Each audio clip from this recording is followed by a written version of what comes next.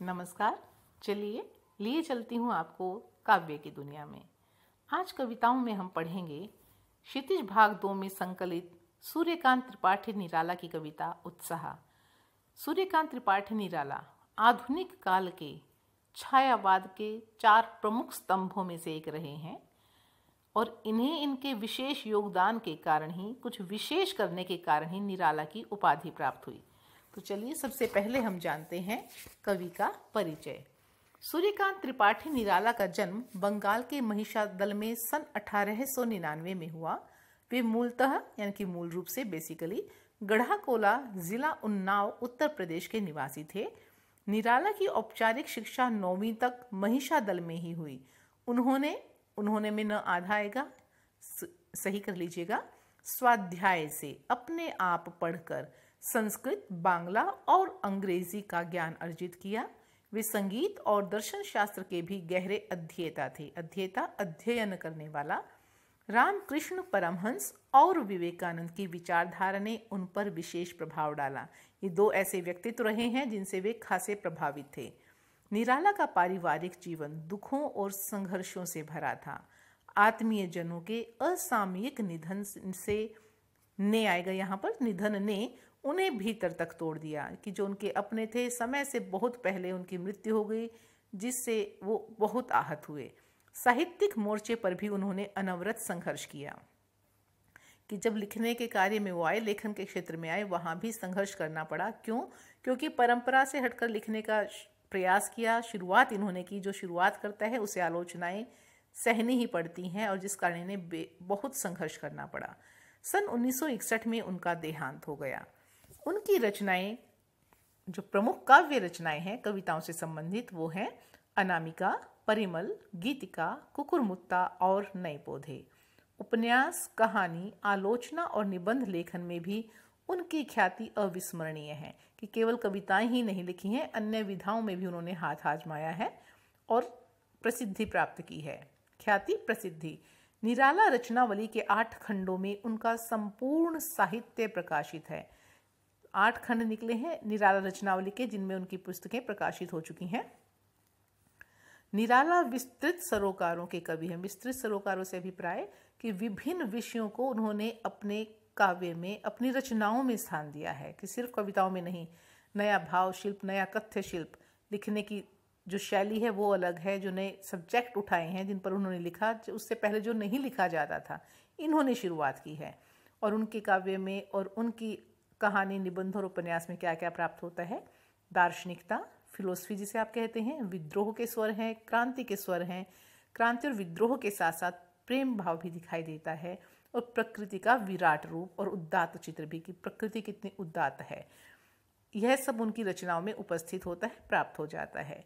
उनके विद्रोही स्वभाव ने कविता के भाव जगत और शिल्प जगत में नए प्रयोगों को संभव किया। जैसे मैंने एक उदाहरण दिया कि छंद मुक्त कविताएं लिखना उन्होंने ही शुरू किया था, कि विशेष जो कुछ योगदान रहा है उस विशेष में मुख्य है मुक्त छंद में कविताएं करना। इनसे पूर्व और स्वयं ये भी कुछ समय तक छंदों के बंधन में बंधी कविता ही लिखते थे। छंद अर्थात कविताओं में मात्राएं या स्वर निश्चित होना। तो इन्होंने उस बंधन को तोड़ा और मुक्त छंद में लिखना आरंभ किया, जिसकी वजह से इन्हें आलोचनाएं भी सहनी पड़ी। लेकिन आज प्रायः छंद मुक्त कविताएं ही लिखी और पढ़ी जाती हैं। छायावादी रचनाकारों में उन्होंने सबसे पहले मुक्त छंद का प्रयोग किया। शोषित, उपेक्षित, पीड़ित और प्रताड़ित जन के प्रति उनकी कविता में जहां गहरी सहानुभूति का भाव मिलता है, वहीं शोषक वर्ग और सत्ता के प्रति प्रचंड प्रतिकार का भाव भी, कि जो हमारे समाज के 2 वर्ग हैं, शोषक और शोषित। शोषित यानी कि जिनके अधिकार छीने गए हैं, उनके प्रति मन में सहानुभूति है, और जो छीनने वाला है उसके प्रति उनके मन में आक्रोश है। अब दिया गया है कविता का परिचय, फिर कविता। पहले एक बार देख लेते हैं शब्दार्थ। कविता उत्साह में जो शब्दार्थ हमें चाहिए: धाराधर, बादल, धारा प्रवाह बहने वाले, उन्मन, कहीं भी मन न लगने की स्थिति है कि जहाँ कभी मन न लगे उसे उन्मन अर्थात अनमना होना। निदाघ कहते हैं गर्मी को। सकल, सभी, आभा, चमक, वज्र, कठोर। यहाँ तक उत्साह से संबंधित शब्द हैं जिनके अर्थ बताए गए हैं।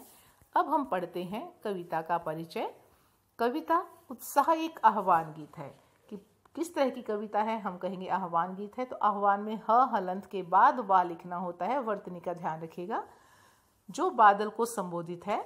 बादल निराला का प्रिय विषय है। कविता में बादल एक तरफ पीड़ित प्यासे जन की आकांक्षा को पूरा करने वाला है कि जो प्यास से तड़प रहे हैं उन लोगों की इच्छाओं को पूरा करता है, तो दूसरी तरफ वही बादल नई कल्पना और नए अंकुर के लिए विध्वंस, विप्लव और क्रांति चेतना को संभव करने वाला भी। यह बात अभी हम जब कविता का भावार्थ करेंगे अच्छी तरह से समझ आएगी कि उसमें सौंदर्य के साथ साथ क्रांति का भाव कैसे है। कवि जीवन को व्यापक और समग्र दृष्टि से देखता है। कविता में ललित कल्पना, ललित सुंदर और क्रांति चेतना दोनों हैं। सामाजिक क्रांति या बदलाव में साहित्य की भूमिका महत्वपूर्ण होती है। निराला इसे नवजीवन और नूतन कविता के संदर्भों में देखते हैं कि बादल की जो भूमिका है नया जीवन देने वाली है। जैसे कविता, किसी भी कवि की रचना जो बहुत सुंदर होती है वह भी नई कविता भी नया जीवन देती है। तो चलिए पहले पढ़ते हैं कविता।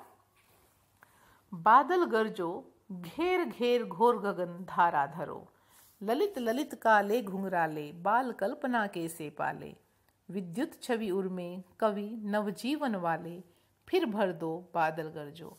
इसमें बादलों को संबोधित करते हुए कवि कहता है, प्रतीकात्मक शैली है, संबोधनात्मक शैली है, क्योंकि संबोधन है, आवाज लगा रहा है बादलों को कि हे बादलों गरजो। उसने सिर्फ रिमझिम बरसने का आग्रह नहीं किया है, गरजने का किया है। क्यों किया है कि गर्जन में एक उत्साह का भाव जगता है, शक्ति का हमें उसका परिचय मिलता है बादल की। तो और गरजने की आवाज से मन में उत्साह उमंग का संचार होता है। इसी कारण कविता का जो शीर्षक है वह भी उत्साह लिखा गया है। अब बादलों की विशेषताएं बताते हुए कवि कहता है, ललित ललित काले घुंघराले, कि बादल जो हैं ललित बहुत सुंदर हैं, काले रंग के हैं, घुंघराले बालों के आकार के हैं। बाल कल्पना के से पाले, जैसे बालक की कल्पना होती है, बच्चा अपनी कल्पना को पालता है, संवारता है और उसकी कल्पना का विस्तार कहीं तक भी पहुंच जाता है। बच्चा कुछ भी और कहीं तक सोच सकता है। वैसे ही कि आसमान में बादलों का विस्तार दूर तक है, अनंत आसमान में बादल छाए हैं। अब वो विशेष पंक्तियां हैं, दो ध्यान से देखेंगे। विद्युत छवि उर्मे कवि नवजीवन वाले, वज्र छिपा नूतन कविता, फिर भर दो बादल गरजो। विद्युत छवि उर्मे, उर हृदय में, कि बादलों के हृदय में विद्युत की छवि, बिजली का सौंदर्य छिपा है। कि जब काले बादल छाते हैं और उसमें चमकती है बिजली सफेद रंग की, बहुत खूबसूरत लगती है। तो बिजली का सौंदर्य तो है ही है, लेकिन सिर्फ सौंदर्य नहीं है, उसके नीचे देखिए वज्र छिपा, उसमें वज्र की ताकत भी छिपी हुई है। वज्र एक हथियार जो वृत्रासुर के वध के लिए महर्षि दधीचि की हड्डियों से बनाया गया था। उन्होंने अपनी हड्डियों का दान दिया था, उससे वज्र हथियार बना था जो बेहद कठोर होता है। तो उसी की तुलना यहाँ पर रखी गई है बादलों की उसके साथ, कि बादल में अगर बिजली का सौंदर्य है तो साथ ही साथ वज्र की ताकत भी छिपी हुई है। अगर वह निर्माण कर सकता है, एक कवि की तरह नया जीवन दे सकता है, तो वह विध्वंस भी कर सकता है, विनाश भी कर सकता है अपनी ताकत से। अब वह कवि की भांति नया जीवन देने वाला भी कहता है बादल को, कि बादल जो हैं एक कवि की तरह नया जीवन देने वाले हैं। अब आप ये बताएंगे कि कवि नया जीवन कैसे देता है और फिर बादल कैसे देते हैं। कि जैसे कवि अपनी कविताओं से पाठकों के मन में आशा का, उमंग का संचार करता है, खुशी देता है, प्रसन्नता देता है, वैसे ही जब आसमान में बादल छाते हैं तो धरती पर जो प्यासे जीव हैं उन्हें देखकर प्रसन्न हो जाते हैं, मन में उमंग और उत्साह भर जाता है कि अब बादल बरसेंगे। और जब वो बरसते हैं तो उनकी जल की आपूर्ति की जो समस्या है वह पूरी होती है, वह प्रसन्न हो जाते हैं, उन्हें मानो नया जीवन मिल जाता है। धरती में कोई बीज बोया गया था, जब उसे जल मिलता है तो वह प्रस्फुटित हो जाता है, एक पौधा बन जाता है, उसे नया जीवन मिल जाता है। इसी तरह बादलों को देखकर भी प्राणी जगत में उत्साह, आशा और जीवन का संचार हो जाता है। अब वह कहता है, नूतन कविता फिर भर दो, कि अब फिर समाज को आवश्यकता है कि कवि अपनी नई रचनाओं से लोगों में आशा का संचार कर दे। यहाँ ऐसा क्यों कहता है कवि? बादलों को संबोधित करते हुए इसलिए कहता है कि जो बादल जब बरसते हैं जीवन मिलता है, लेकिन अब उसकी अपेक्षा है कि वज्र जैसी ताकत भी दिखाए ताकि विनाश हो। अब विनाश क्यों चाहता है? नव निर्माण के लिए विनाश चाहता है, कि नए का निर्माण तभी संभव है जब पहला जो अनुपयोगी है, जो अवांछनीय है, जिसकी हमें आवश्यकता नहीं है, जो जीर्ण शीर्ण हो चुका है, वह हटेगा तो नया निर्माण होगा। और उसे हटाने के लिए वह बादलों को कहता है कि अपनी शक्ति दिखाओ, कि अपनी शक्ति से इस समाज में जो गलत हो रहा है, जो अनाचार है, जो अवांछनीय है, जो कमज़ोर है, उसका नाश कर दो, ताकि जो हमें चाहिए, जो हितकारी है, समाज के लिए, मानवता के लिए उपयोगी है, वह उसका स्थान ले सके। इसलिए कहता है कि हे बादलों गरजो। अगला अनुच्छेद देखिए, विकल विकल उन्मन थे उन्मन। इस छंद में वो कहता है कि बहुत बेचैन, विकल को 2 बार लिखना और उन्मन को 2 बार लिखने से अभिप्राय है कि बहुत अधिकता जताना चाहता है, कि बहुत ज़्यादा बेचैनी और बहुत ज़्यादा अनमने हो चुके हैं सब। कौन? विश्व के सकल जन, विश्व के सकल सभी जन लोग, विश्व के सभी लोग बहुत बेचैन और बहुत अनमने हैं। क्यों है? निदाघ के कारण, गर्मी के कारण, कि गर्मी इतनी बढ़ गई है कि सब परेशान हैं, किसी का मन नहीं लग रहा है। उस समय आए अज्ञात दिशा से अनंत के घन, अनंत आसमान, आसमान के जो बादल हैं अज्ञात दिशाओं से, अनजाने दिशाओं से एकदम से आ जाते हैं, नहीं पता नहीं चलता कहाँ से आए। और तप्त धरा, जो धरती तप्त होती है, जल रही होती है गर्मी से, उसे वो बरस कर शांत कर देते हैं। तो कवि अब आग्रह करता है कि तप्त धरा, आज फिर धरती गर्म है, जल से फिर शीतल कर दो, फिर से अपना जल बरसाकर इसे शीतलता प्रदान करो, इसकी आवश्यकता को पूरी कर दो, हे बादलों गरजो। अब इसका संकेतार्थ आप ये भी ले सकते हैं कि जो निदाघ है, गर्मी, किसका पर्याय हो सकती है? कि जो समाज में अनाचार बढ़ रहे हैं, अत्याचार बढ़ रहे हैं, अकर्मण्यता बढ़ रही है। तो कहता है कि जो समाज में अनाचार बढ़ रहे हैं, तो लोगों को उससे मुक्त करने के लिए, उस अन्याय से, अनाचार से, दुराचार से बचाने के लिए कुछ लोग होते हैं समाज सुधारक, जो आगे आते हैं, कमज़ोर लोगों के साथ खड़े होते हैं, उनके लिए संघर्ष करते हैं। तो कहता है फिर से समाज की स्थिति ऐसी है, तो ऐसे लोगों से आग्रह है कि उनकी सहायता के लिए वो आगे आएं और अपने प्रयासों से, अपने अच्छे कार्यों से उनकी सहायता करते हुए उनके मन को शीतलता दें।